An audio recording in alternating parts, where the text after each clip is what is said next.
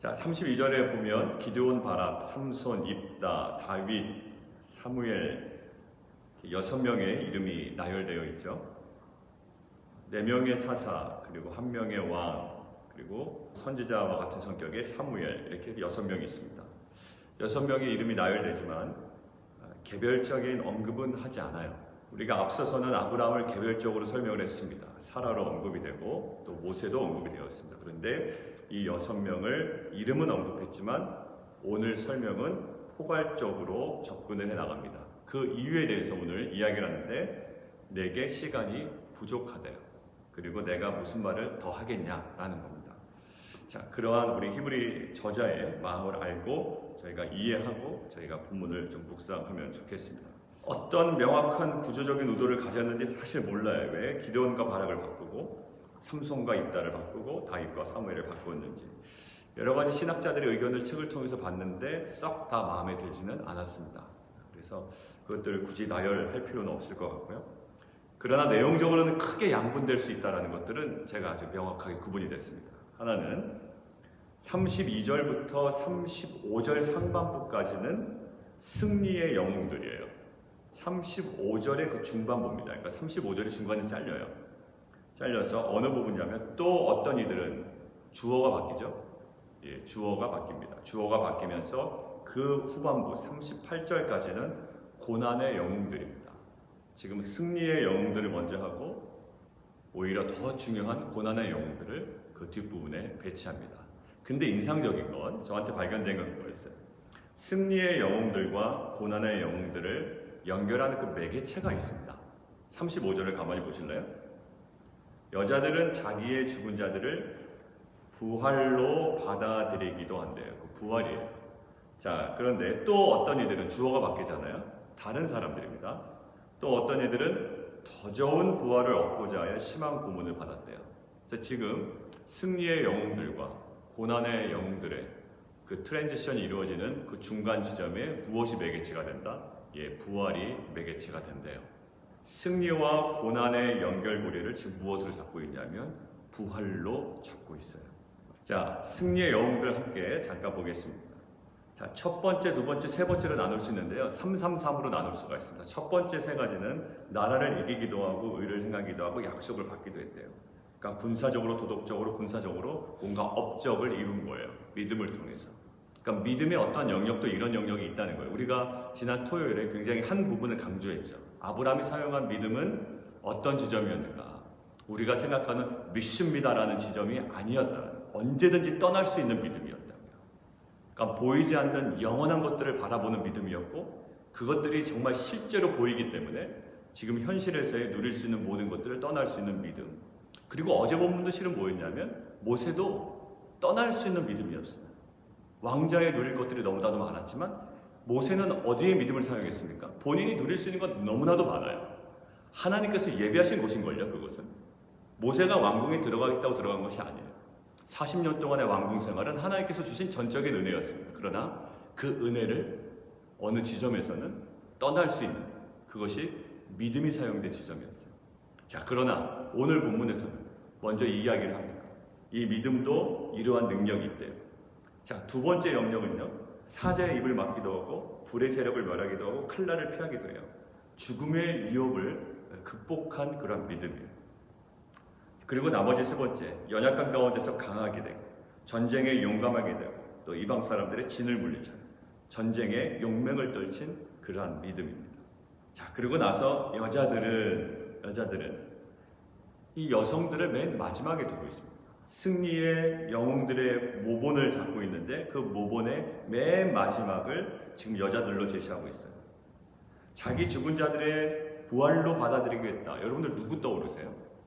두 명이 아마 떠오르실 거예요. 지금 신약시대 여성들을 얘기하고 있는 것이 아니죠. 지금 구약시대 인물들을 지금 소개하고 있는 거예요. 누군가를 떠올리게 할까요? 한 명은 사렙다 과부예요. 누구를 통해서 죽은 아들을 다시 받았습니까? 엘리, 야를 통해서. 그리고 두 번째는 수넴 여인. 누구를 통해서? 엘리, 사를 통해서 이 죽은 아들을 다시 받습니다. 근데 이 아들 둘은요, 결국에는 다시 죽죠. 그러나 이 여인들은 그 사건을 통해서 무엇으로 여겼다고요, 이것을? 부활로 받아들였대요. 지금 이들이 누린 것들은요, 지극히 현세적인 거예요. 죽었던 아들이 살아 돌아오는 거, 그죠? 병든 자가 치유되는 거. 그리고 그것을 통틀어서 지금 9가지 설명한 거예요. 333 끄는 거. 전쟁에서 승리도 하고, 이기기도 하고, 막 진을 부수기도 하고, 다 현세적으로 누린 거예요. 이 모든 것들은 이 여성들, 마지막에 종지부를 찍는 거예요. 뭘로 여겼다? 이것을요, 현세적인 것을 보지 않았어요. 무엇을 여겼어요? 부활로 받아들였어요. 이 아들이요, 결국 죽게 되거든요. 나이가 들면. 근데 이것을 부활로 받아들여요. 그런데 자연스럽게 또 어떤 이들은 그 여인들이 그것을 부활로 여기며 살아가는 것처럼 더 좋은 부활, 이것은 뭐죠? 정말 영원한 부활이에요. 하나님께서 우리에게 허락하신 대제사장 되신 예수 그리스도께서 하늘의 지성소에 올라가셔서 우리에게 약속하신 그 영원한 부활을 얻고자 하여 이 우리가 앞서서 언급했던, 지금은 눈에 보이지 않아요. 볼 수가 없어요. 그러나 그것은 반드시 실체로 우리에게 다가올 것이라는 확신이 있다고요. 그것들을 바라봄으로 어떻게 했다고요? 고통을 받되 구차에 풀려나가기를 원치 않았대요. 아주 현세적인 것들을 받았지만 우리가 사업과 비즈니스와 직장과 여러 가지 학업에서 많은 기도 응답을 받았지만 그것을 무엇으로 여겨요? 이 땅의 것으로 여기지 않아요. 그것을 하나의 부활의 모형으로 여기는 거예요. 부활로 여기고 살아요. 그리고 그것이 어디로 다시 향합니까? 영원한 부활로 향해요. 그래서 이 부활을 향하기 때문에 우리가 무엇을 가치 있게 여기지 않냐면 이 땅의 것을 가치 있게 여기지 않는데요. 그게 38절이에요. 이런 사람은 세상에 감당하지 못하느니라. 이게 원래 어떤 의미일까요? 감당치 못하는 믿음이 이러잖아요. 실은 이게 어떠한 뜻이냐면 이런 사람은 세상에 가치 있게 여기지 않는다라는 뜻이에요. 되게 웃기죠? 그러니까 결국 우리를 세상이 무엇을 여기냐면 가치 있게 여기지 않는데요. 실제로 그런 것 같아요. 제가 이제 고등학교 친구들도 사실 만날 친구들이 별로 없어요. 한국에 갔는데 딱 4명 만나더라고요. 제가 그때 말씀드린 그 연예기획사 대표하고 있는 친구. 한 친구는 미국 이 볼티모어 쪽에 있다가 한국으로 들어간 친구. 다들 신앙이 어느 정도는 있지만 우리가 워낙 너무 즐겁게 놀아서 이렇게 다시 만났는데도 신앙 얘기하기가 서로 간에 어색한 거예요. 예전의 기억이 너무나 또렷해서 힘든 거예요. 연예계 쪽에 또 몇 명이 있으니까 그 얘기도 하고 또 세상 돌아가는 얘기도 하고 또 금융권에 있으니까 또 아무래도 뭐 재정이나 이런 얘기를 많이 하지 않겠어요. 친구들 사이에서도 그런데 친구들이 아닌 세상 사람들과 얘기할 때는요 더 약간 완전 뒤로 빠진 사람 같은 거예요. 그러니까 세상이 저를 가치 있게 여기지 않더라고요. 근데 이 면은 뭐냐면 거꾸로 얘기하고 있는 거예요. 히브리서 기자는. 이런 사람은 세상에 가치 있게 여기지 않는데 이런 거예요. 고난의 영웅들이 뒤에 연이어서 소개되잖아요. 어떤 이들은 조롱과 채식뿐만 아니라 결박과 옥에 갇히는 시련도 당해요. 참혹한 형벌도 이겨내고요. 37절에 보면 참혹한 죽음도 간수한 믿음이 있어요. 돌로 치는 것과 누구죠? 스가랴, 요아스가 여호야다 덕분에 잘 살았다가 망가지죠. 그러니까 여호야다의 아들인 스가랴가 너 그럴 수 있느냐라고 했더니 성전 뜰 안에서 돌로 쳐 죽이잖아요. 그죠? 그 다음에 톱으로 켜는 것, 이사야, 므낫사에서 톱으로 썰려 죽었다라는 그 전승이 있습니다. 이사야를 아마 기억하게 할 거라고. 그러니까 이것들을 히브리서 저자는 이 모든 사건들을 제시함으로 인하여 그 우리한테 스쳐 지나갔던, 그들에게 스쳐 지나갔던 구약의 영웅들을 생각나게 하는 거예요. 근데 이것이 왜 중요하냐면 이사야가 톱으로 썰려 죽었다라는 전승이 실은 그들에게 끔찍한 거였거든요. 근데 히브리서 저자는 이것을 무엇으로 얘기합니까? 이것이 믿음을 사용한 믿음의 영웅의 한 모습이라는 거예요. 우리가 고생한 것 실은 얘기하고 싶지 않거든요. 그런데 이것들을 조목조목 밝혀나가면서 돌로 죽은 것, 톱으로 썰려 죽은 것, 이것이 뭐예요? 믿음의 영웅들이 가질 수 있는 영광스러운 것이래요. 이것들을 보여줍니다. 자, 양과 염소의 가죽을 입고 아마 엘리야와 엘리사가 옷을 입은 걸 얘기한 것 같아요. 그들은 막 입고 유리합니다. 먹는 것도 제대로 먹지 못했어요. 광야에서 막 다녔다고. 궁핍과 환난과 학대를 받았어요. 아마 다윗도 생각이 날 거예요. 사울에게 쫓겨서 다닌 거. 정말 불쌍했다라고 생각이 들 거예요. 아니래요. 그 사울에게 쫓겨다니는 것들은 가만히 보내는 거예요.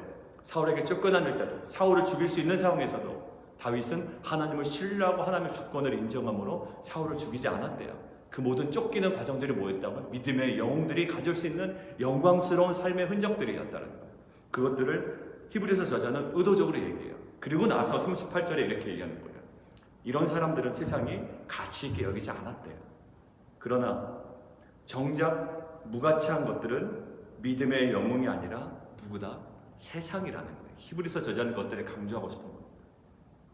세상이 그들을 무가치하게 여겼지만 사실 무가치한 것은 믿음의 영웅들이 아니라 세상이 무가치했다. 사실 믿음의 영웅들이 세상에서 궁핍과 고난과 심지어 죽음까지 감당할 수 있었던 것은 무엇이냐면 그 믿음의 영웅들이 세상을 가치 있게 여기지 않았기 때문에 그것들을 감당해낼 수 있었다. 그들에게 진정한 가치는 무엇이었을까요? 더 나은 부활이었대요. 오늘 앞서요. 그들에게 진정한 가치는 더 나은 부활이었대요. 잘 보세요. 아까 좋은 소식과 나쁜 소식 중에 무엇을 더 먼저 드리겠습니까? 나쁜 소식이죠. 상대적으로 나쁜 소식. 상대적으로 나쁜 소식은 뭐죠? 승리를 거두고 남의 진을 부수고 이런 거예요. 그러나 그것은 최고의 가치는 아니라는 거예요. 진정한 가치는 더 나은 부활, 그것을 가치를 두고 그런 담대함이 있었대요. 그런 믿음이 있었대요. 그들은 그래서 무가치한 세상에서 그 어떤 어려움도 감당할 수 있었다라는 거예요. 그 키가 뭡니까? 믿음의 영웅들과 고난의 영웅들 사이를 연결해주는 부활이에요. 이것들을 부활을 계속 묵상을 하다 보니까 어제 큐티 본문에 이제 하는 부분이 생각이 나는 거예요. 아브라함이 이삭을 어떻게 드릴 수 있었을까? 토요일 날 말씀드렸죠. 아브라함은 계속적으로 믿음을 사용한 지점이 떠나는 지점이었습니다. 본토 친척 아베 집을 떠나고 조카 롯을 떠나고 그 다음에 이스마엘을 떠나고 마지막 순간은 자기의 전 존재인 이삭을 떠나요. 자기의 전 존재를 죽이는 거예요. 실은 이삭을 제물로 드리는 건 자기를 죽이는 거예요. 자아를 죽이는 거예요. 어떻게 가능했을까? 어제 본문에 나와요. 하나님은 이삭을 죽은 자 가운데서 살리실 줄을 믿었대요. 뭐에 대한 확신? 부활에 대한 확신이 있었대요. 결국 자신의 전 존재를 죽일 수 있는 확신은 무엇으로만 가능할까요? 부활에 대한 확신으로만 자기를 죽일 수 있어요. 아브라함이 이삭을 죽인 건 자기의 전 존재를 죽인 거거든요. 그러니까 아브라함이 자기의 전 존재인 이삭을 죽인 것처럼 우리가 내 자아를 죽일 수 있는 것은 무엇에 대한 확신? 부활에 대한 확신이에요. 근데 그 부활은 현세적이지 않다는 거예요. 그래서 때로는 우리가 내가 죽음으로 인하여 현실적인 보상을 받을 수 있습니다. 설사 그렇지 아니할지라도 사드락과 메삭과 아벤느고와 같이 그러지 아니할지라도 내가 풀무불에 들어갈 수 있는 용기가 왜 가능해요? 나를 살리실 것을 믿는 그 부활에 대한 믿음 때문이라는 거예요. 자, 그러고 나서 39절과 40절에 이렇게 나와 있어요. 되게 좀 말이 어렵습니다. 실은 이 구절을요 쉽게 받아들이기 쉽지가 않아요. 이 사람들은 다 믿음으로 말미암아 증거를 받았으나 약속된 것을 받지 못하였대요. 이것이 왜 우리에겐 이해가 안 되냐면 33절에 보면 약속을 받기도 했다라고 해놓고 39절에 약속된 것을 받지 못하였다라고 단정짓기 때문이에요. 근데 33절에 나오는 이 약속은 무슨 약속일까요? 지금 33절부터 35절 상반절까지는 뭐라고요? 믿음의 승리의 영웅들이에요. 이것들은 어디서 경험한 것이더라? 땅에서 경험한 것들이에요. 근데 지금 39절에 약속된 것은요, 이 땅에서 약속이 아니에요. 전쟁 승리, 건강 구출, 자손에 대한 약속이 아니라 궁극적인 약속, 즉 구원이라고. 그 구약의 그런 영웅들은 고난의 영웅들이라도 승리의 영웅들이라도 어떤 영웅들이라도 이 궁극적인 것들은 받지 못하고 죽었다는 거예요.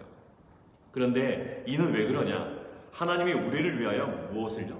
더 좋은 것을 예비하셨대요. 결국 궁극적인 약속을 준비하셨는데 이 부분이 참 히브리서 저자가요 재미나게 표현한 거예요. 우리가 아니면 지금 우리는 누구예요? 히브리 저자를 포함한 히브리 수신자들, 고난받고 있는 이 사람들, 신약시대의 사람들, 우리가 아니면 그들로 온전함을 이루지 못하게 하려 하십니다. 구속사적 상황을 매우 과감하게 표현한 겁니다. 뭐냐면 하나님께서는 예수 그리스도로 말미암은 완전은 어떻게 된다? 우리가 소유할 때까지. 우리가 소유할 때까지 그 누구에게도 심지어 구약의 이런 승리의 영웅들, 고난의 영웅들에게서조차도 허락하지 아니하셨대요. 우리가 받기 전까지는 그들에게 허락하지도 않으셨대요. 그러니까 뭐예요? 구약의 영웅들이 하나님의 궁극적인 약속을 받지 못했음에도 극심한 역경과 어려움 가운데 그렇게 빛나는 믿음의 모본으로 살아냈다면 그 약속을 이제 받은 우리들은, 수신자들은, 너희들은, 나는 어려움이 있어도 인내하며 확고한 믿음으로 살아가라 라는 메시지를 40절에 전달했던 거예요. 야, 그들은 약속한 것을 받지 못하고 죽었잖아. 그럼에도 불구하고 그 어려움 가운데 모든 것들을 감당해낸 것처럼 무엇을 해요? 부활에 대한 소망으로. 근데 너희들은 이미 받았잖아. 그러니까 지금 당하고 있는 환경 가운데 인내하고 그러한 믿음으로 감당해내라는 거예요. 자, 오늘 제목 보세요. 약속을 바라본 그들, 성취를 누리는 우리. 그래서 그 메시지가 나온 거예요. 40절에 대한 메시지입니다. 그들은 그것을 바라보면서 것들을 인내했다고. 근데 우리는 성취 가운데 살아가고 있습니다. 전혀 다른 믿음의 결이 나와야 돼요. 그들은 그렇게 톱에 썰려 죽으면서, 돌에 맞아 죽으면서도 그것들을 감당해냈대요. 너희들은 이미 이것들을 성취 가운데, 언약의 성취 가운데 살아가잖아. 이런 도전이고 또 이러한 격려였어요. 자, 오늘 믿음의 영웅들과 고난의 영웅들 사이의 연결고리는 부활이었습니다. 이 부활이 우리 가운데 세상이 우리를 가치 있게 여기지 않아요. 그런데 그것이 오히려 역전된다고요. 거꾸로 우리가 세상을 가치 있게 여기지 않아요. 왜? 더 나은 본향, 더 좋은 부활을 바라볼 수 있는 믿음이 있기 때문에. 자, 비즈니스, 사업, 직장, 가정, 자녀, 하나님의 은혜예요. 근데 우리는 그 믿음을 어디 사용합니까? 언제든지 그것들을 떠날 수 있는 거예요. 빛과 소금교회 마찬가지입니다. 빛과 소금교회도 뭐 일부러 없애진 않아요. 일부러는 없애진 않지만 최종 목적지는 아니라고요. 오히려 이 땅에 있는 눈에 보이는 어떤 교회, 건물, 공동체, 또 비즈니스, 직장, 자녀, 이것들이 사실 무가치하게 여겨질 수 있는 길은 딱 한 가지. 35절에 믿음의 영웅들과 고난의 영웅들이 이어지는 그 부활이에요. 오늘도 그 부활의 영광과 더 나은 본향에 대한 소망으로 그 믿음이 우리 가운데 구체적으로 발휘되고 또 사라지는 귀한 은혜 하루가 되었으면 좋겠습니다. 함께 우리가 좀 기도하겠습니다. 오늘도 우리에게 맡겨주신 은혜의 장소가 있습니다. 직장과 사업과 또한 섬기는 가정과 모든 것들이 있습니다. 그러나 그 현실을 살아갈 때 항상 부활에 대한 소망과 최종 목적지에 대한 그러한 관점을 견지함으로 살아가는 귀한 하루 되게 도와주십시오. 오늘 함께 기도하겠습니다. 하나님, 그 병든 육체에 하나님 좀 눈에 보이는 부활을 경험케 하여 주시고, 하나님 그것이 하나의 영적인 귀한 모판이 되어 이제는 더 나은 부활, 영원한 소망이 우리 공동체에 꿈꾸어질 수 있는 정말 귀한 은혜에 응답될 수 있도록 인도하여 주시옵소서. 예수 그리스도 이름으로 감사하며 기도합나이다. 아멘.